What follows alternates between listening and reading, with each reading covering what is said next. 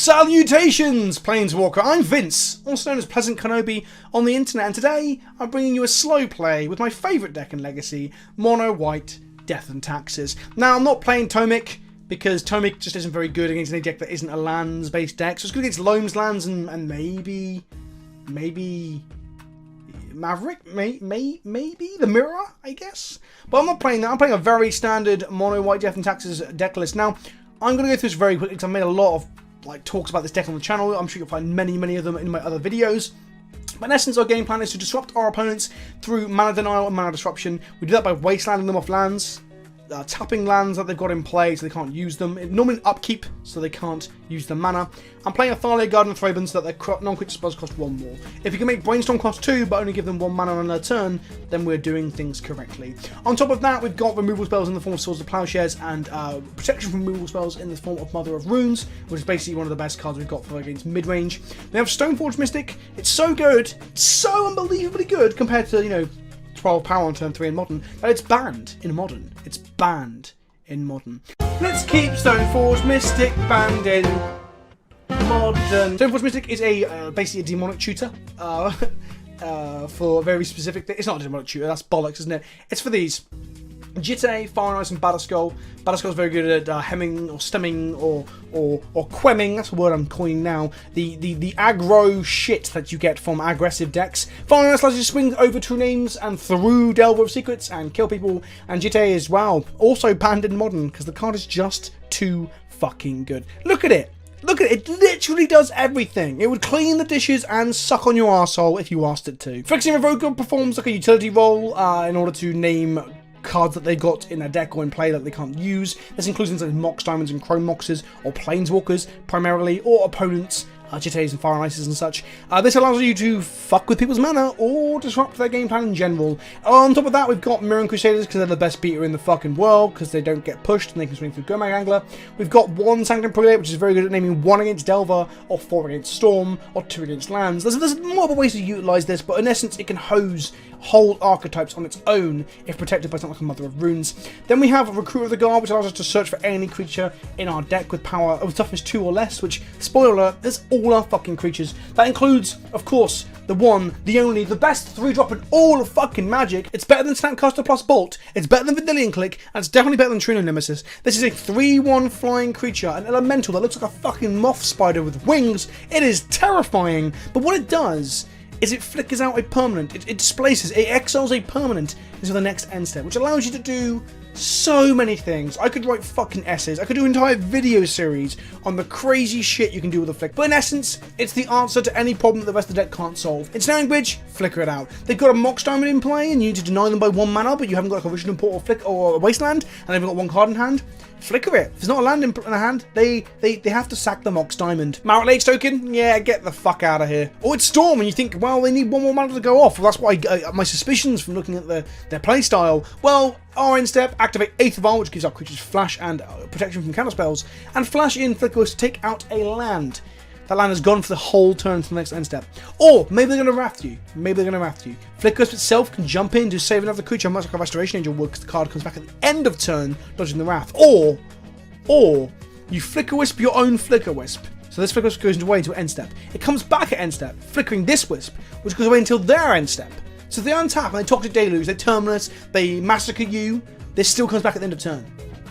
Yeah. It allows you to search for more creature for Recruiter. You can play Recruiter, Wisp the Recruiter, Wisp the Recruiter, Wisp the Recruiter, and it's a loop that allows you to create huge value and a massive flying moth army, which no one in their right fucking mind wants to deal with. On top of that, Flicker can also reset Batterskull, so if the token is dead, Vapor Snagged, or killed in combat, just flicker it to reset it. You can also flicker out your opponent's chalices to allow you to cast your Swords to Plowshares, or flicker your own Aether Vials. There's so many things you can do. You wouldn't flicker your own Aether Vial, I need to protect it. There's so many things you can do. And I feel like I should make a video about it. Maybe I'll make a video about it. Maybe when I get back from Seattle, I'll do a video of 5 favourite things to do with Flicker Wisp, or 6 tricks to do with Flicker Wisp, Doctors Hate number 4, something like that. Then we have obviously everyone's favourite 4 mana card in all of Legacy. It's better than Jace the Mind Sculptor. It's a 2/2 for 4, an innocuous human soldier. When it enters the battlefield, you become the monarch. You are the fucking king, baby, which means you draw a card at end step and you exile a creature they control until you stop being the monarch. In decks that can't challenge this, slower combo decks with minimal threats, like Death Shadow, for example, if they're not playing True Name, you can just fucking ruin people and get so much card advantage, whilst also resetting it with wisps and just fucking flicking all this shit.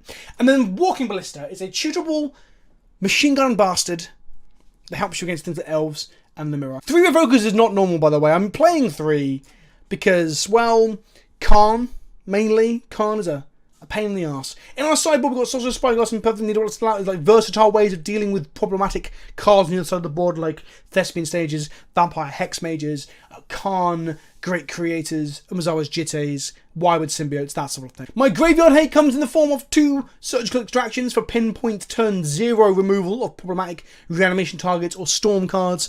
A Remorseful Cleric, which is a 2/1 that can just sack itself to exile their graveyard. So not only is it a flying threat that can carry a sword, but it does get rid of the graveyard if we feel there's a problem. Like a Snapcaster getting back a Colligan's Command, for example. And Rest in Peace are one of.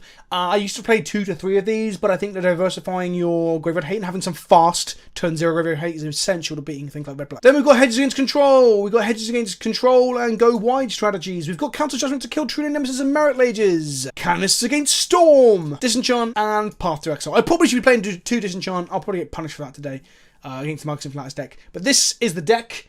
If you like the video, click the like button down below. If you want to ask any questions about the deck list, put a comment in the comment section below. Without further ado, let's play some fucking Magic, bitches!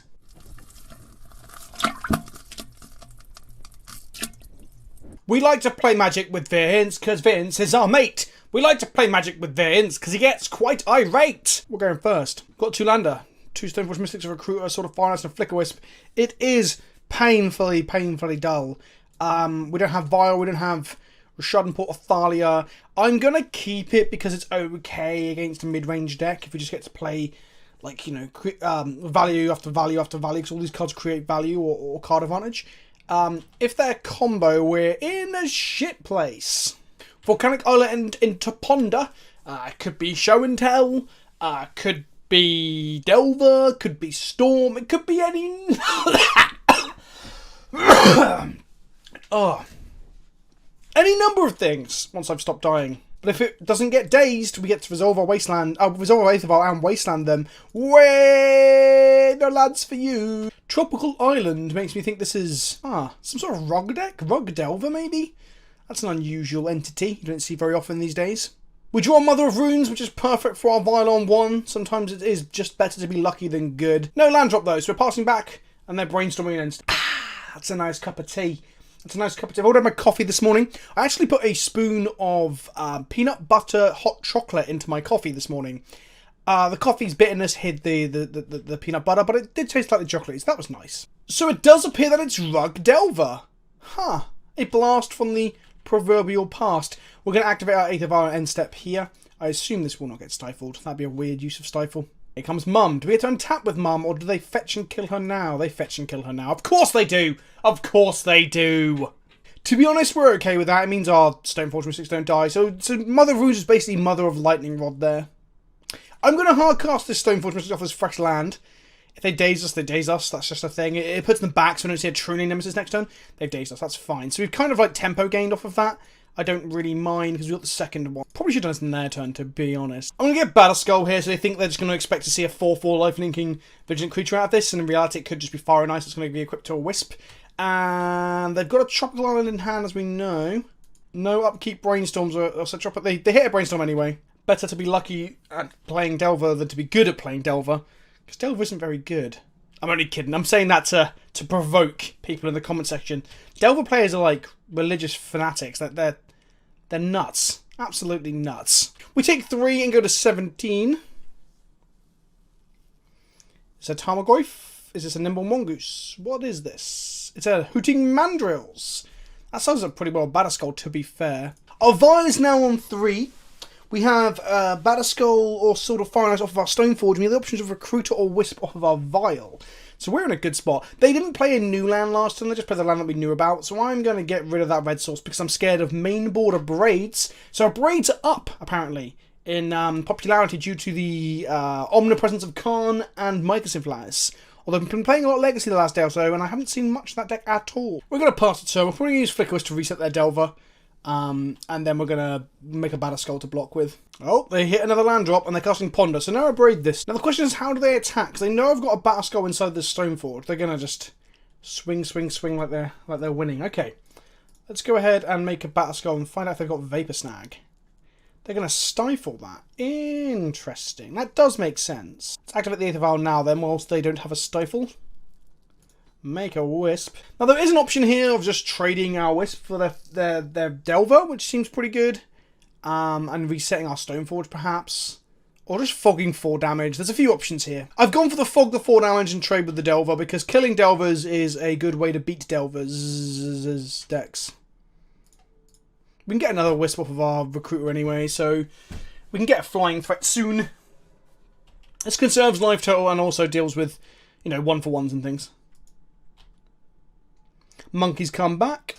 We've drawn Mother of Runes, which isn't fantastic here, but whatever. We want to attack, we're past them. If they want to stifle another Stoneforge activation, that's pretty good, because we're getting, like, quite a lot of card advantage out of that. They hit a land drop, Polluted Delta into a tropical island. And we find a True Name Nemesis entering play. So, if they swing the Hooting Mandrills here, I'm happy to put Fire and Ice on a Recruiter Guard and start slapping them up with it. They did not. Okay, well, end of turn, let's make a Battle Skull then. Because they know about the Battle Skulls, we're not getting the information. Also, if we get a Braider, then our Fire and Ice survives, which is probably how we win this match. I guess the other thing we could have done here was get Palace Jailer Recruiter, Vial in the Palace Jailer to tip the Hooting Mandrills, and then attack them with a Recruiter holding the sort of Fire and Ice we put in. But the True Name will hit us back, and they'll get them on Arc. So the Palace Jailer is actually quite poor against True Name Nemesis decks, in my opinion. Part of me wants to get a Mirroring Crusader, but I think I need to get Wisp here. Wisp is safer because it protects my threats and things. So no attacks from us. We're just going to pass back to our opponent, who's going to have 3 cards in hand and 3 available mana. Hopefully it's not a second True Name. If they just curve out True Name, True Name, True Name, then we might be in trouble. Thought Scour themselves. Cool, cool, cool, cool, cool. Wasteland. Okay. Well, we're going to make a sort of Fire and Ice here. They're going to Stifle. Brainstorm, looking for a Stifle. If they now tap their red source, I think my Wisp is just going to save my Mishra's Factory. Because if we don't draw another land, our sort of Fire and Ice is going to be very, very bad. But if we do draw another land, it'd be very, very good. But I don't want to open up to that risk, I think. Save the Mishra's Factory, save the world. It's the second Hooting Mandrills, I assume. Yes. Nope, no swings from the True Name Nemesis. That does make sense, if I'm honest. End of turn Factory comes back to play. We untap. Do we draw a land and make that Wisp a little bit of a waste? Yeah, we didn't, so that feels good. So we can attack with the Wisp in the air anyway for 3, and we can attack with a Germ on the ground, protected from the True Name Nemesis with a Fire and Ice. That said, if we attack on the air with a Wisp, that means we can actually get a sort of Fire and Ice trigger, which can draw us into more lands. So we need to decide here whether we're wanting to push through more damage, or gain more life and do more damage, or drawing the card being the most important. I'm going to opt, because we're missing land drops and we've got to drop Vial on 3, that drawing the cards is way, way better here. It also means that they really can't race the Battle Skull, because they can't swing Hooting Mandrills into it. We trigger our Fire and Ice, we shoot them in the face, it's a 7-point life swing, and we draw another card, which is a land. So that kind of worked. We're going to name Human here. The new Modo interface not giving you the cards in hand or in play like it used to. And then we're going to make a white mana and make a Mother of Runes, which makes us very unlikely to lose this pre-board. I can't really think of many cards I could play here that are going to completely and utterly fuck us. They Thought Scour themselves and they skew it up. Let's go to sideboarding. So coming in, we're bringing in as much removal as we can without bringing in like our Cataclysms that are mass removal. So we're bringing Council Judgment, and Path to Exile. The reason being that against any form of Delver, your #1 game plan as Death and Taxes is just to kill fucking everything on sight. Now, these kill True Name Nemesis, and this kills anything but True Name Nemesis. And this allows us to strand Hooting Mandrills in their hand, because they're going to be a low lands in play deck. I wouldn't bring in 2 copies of Rip if I got it. I'd only bring in 1 because the second's so dead. Yeah, it just helps you to strand Gurmags in the black versions of Delver or Control, and it helps to strand Mandrills in this version of Rug Delver, which doesn't always play Mandrills, but this one obviously is. We're taking out Palace Jailer because it's just bad. You can't hold them on against True Name Nemesis. If they have Pyromancer, you can't either, but I don't think they've got that. But True Name makes it a bit weaker. Taking out 1 Recruiter because it's a little bit slow against the Delver decks. We're taking out a Ballista. I would keep this in against any Pyromancer Delver deck, but I'm taking out here because it doesn't look like they're necessarily playing Pyromancer. I'm expecting Delvers, True Names, Hooting Mandrills, and Nimble Mongooses, and a full yard. And then we're taking out 1 Stoneforge Mystic as well, because Stoneforge isn't necessarily how we win this. We need the Fire and Ice. We certainly do. Oh, maybe I'm convinced myself otherwise. No,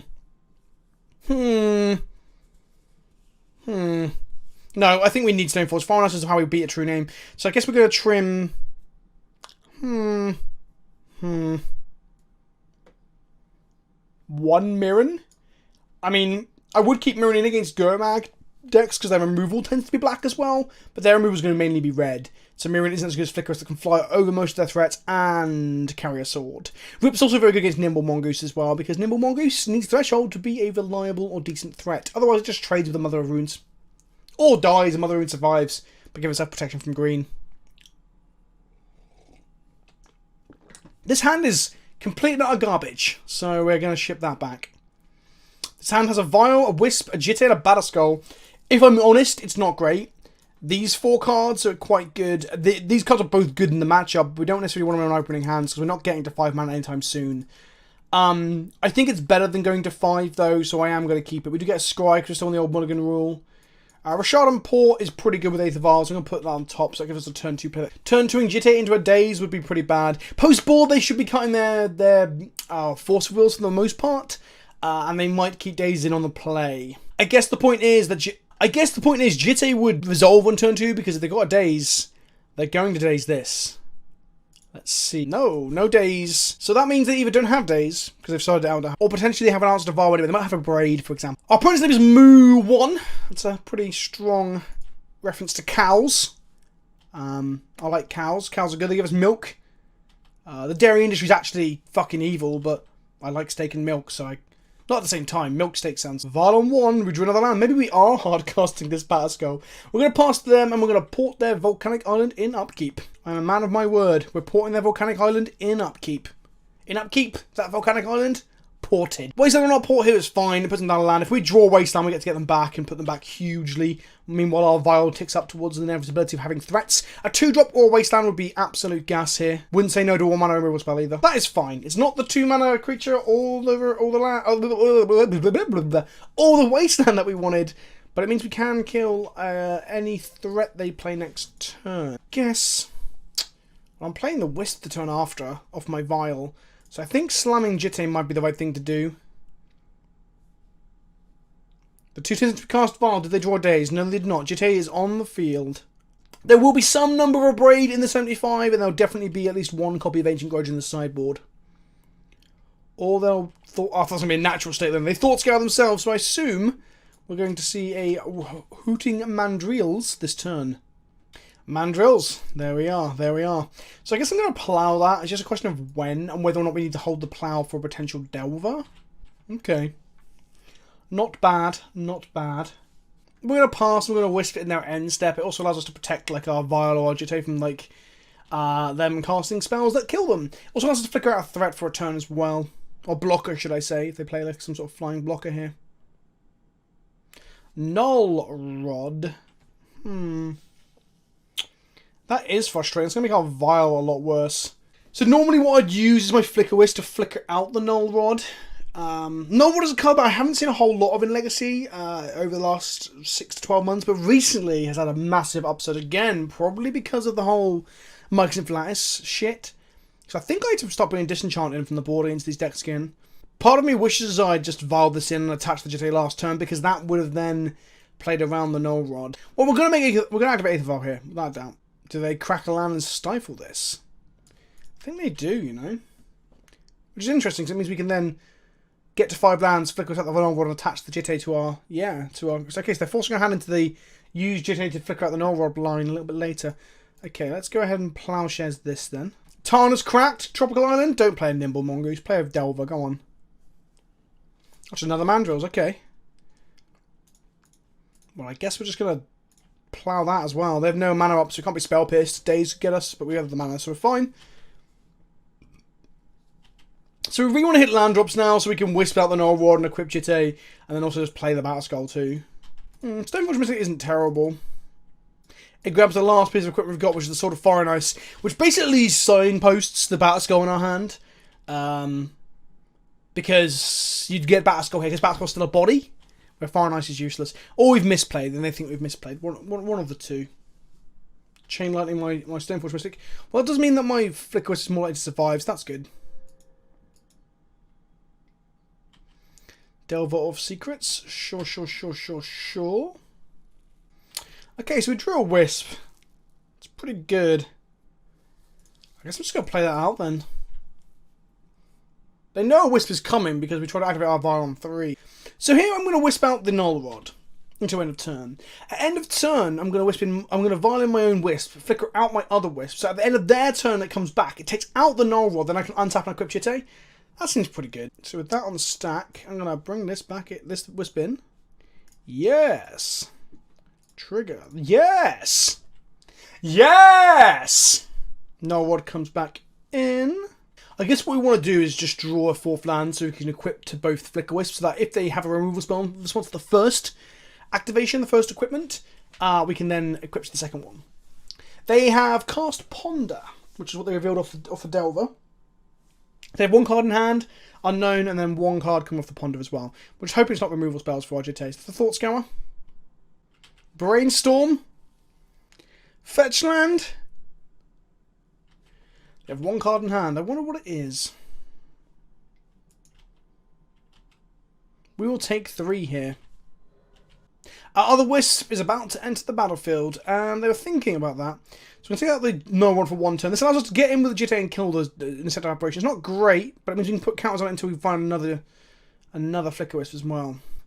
Hopefully they have Bolt here. Well, if they're Bolt, they probably would have Bolt before that, I guess. Maybe? Question mark? Unsure. Okay, they're fetching with their Fetch Land. 2 mana spell. What could it be? A Braid? Ancient Grudge. Well, okay. Worth a shot, right? Worth a shot. Okay, we get them there. And then we got the return of the Null Rod again. So I'm going to activate this Aether Vial. Say yes. Put Recruiter to the Garden. Now, getting a Palace Jailer here would be sick. But we don't have the 4th land. We can't take this at a 4. And we've also sided it out. So Sanctum Prelude on 1 turns off Bolts, Chains Lightnings, Brainstorms, Ponders, and Vapor Snags if they're playing them. Another Wisp gives us, well, another Wisp, which is pretty good. Mirroring Crusader can swing through everything but True Name. I think I'm just getting another Wisp. We're just going to outvalue them here with the Wisp Recruiter lines. So they attack. They're going to keep up this clock, apparently. Well, I think we're winning on clock in the air, unless they play like another... No, they got 1 card in hand. Well, we're close to Batterskull mana. We are close to Batterskull mana. I'm going to cast Flicker Wisp now, and flicker my Recruiter before combat, to force them to use a Bolt or something here if they've got one. Yep. Okay, that's my Recruiter dead. But we do get to hit them for 6 in the air, and we still have 9 power in play. I guess the other option there was to swing with everything, let them bolt the Recruiter or a Wisp, and then if they don't bolt the Recruiter, we're quids in. If they do bolt the Recruiter, we can Wisp our own Wisp, which then gives us the option of them flickering out their insect elaboration and really screwing with their plans. Most of our draws here are live. The only things that are bad, I guess, is any of the other 3 copies of Aether Vial. We really don't want to draw an Aether Vial here with a Null Rod in play. A land would enable Batterskull, and anything else is basically gas, right? Yeah, it's pretty gas. Let's go to combat and swing for 9. Bolt takes out a Wisp, they take 6 and go to 6. Second main player, Thalia. Makes our Batterskull now cost 6, but whatever. Fetch lands are now dead for them, if they've drawn one. Because they need to not die to both Thalia and a Wisp, which is 5 damage, and they have 1 blocker in play for the other Wisp. Pretty good at saving Thalia. Let's get in. They're going to block and cast a removal spell, I would assume. Or just block 1 and take 5 and go to 1. Not bad, not bad. Even a True Name doesn't save them here, because they won't be able to block both the creatures. Well, mainly because Wisp flies, and it is the best 3-drop ever printed. Brainstorm for 2 mana, still a pretty good spell. Not as good as it is for 1 mana. And there you go. There you have it. That was us surviving through a Null Rod. Null Rod could be quite a beating. I think Rug Delver is a very favoured matchup for Death Attackers anyway.